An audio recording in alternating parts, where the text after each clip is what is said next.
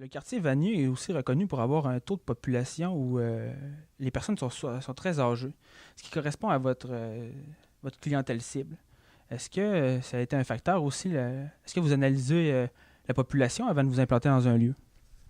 Premièrement, c'est une question de perception. Je doute que notre clientèle cible soit les personnes âgées.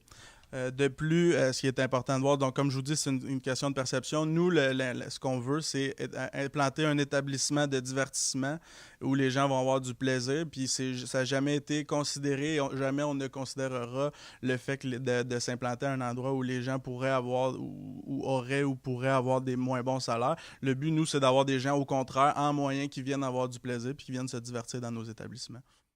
Alors, avant que le déménagement ne se produise, la direction de la santé publique de la capitale nationale émettait trois recommandations. 1. Éviter la proximité des secteurs de forte défavorisation. 2. Privilégier les secteurs touristiques. 3. Retirer les sites de machines à sous dans un rayon de 2,5 km du nouvel emplacement. Pourquoi est-ce que l'Auto-Québec n'a suivi qu'une seule de ces recommandations?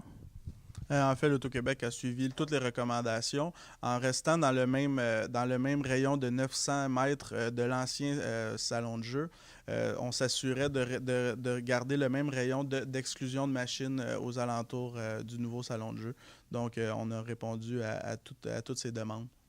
Donc, Vanier est un secteur favorisé. Ce que je dis, c'est qu'il ne faut pas penser aux perceptions par rapport au fait si Vanier est favorisé ou non. Ce qu'on dit, c'est qu'on reste dans ce secteur-là.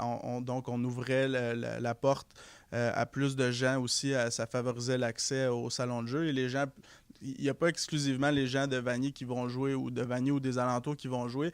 Tous les gens de Québec et même des environs peuvent aller au salon de jeu de Québec pour se divertir.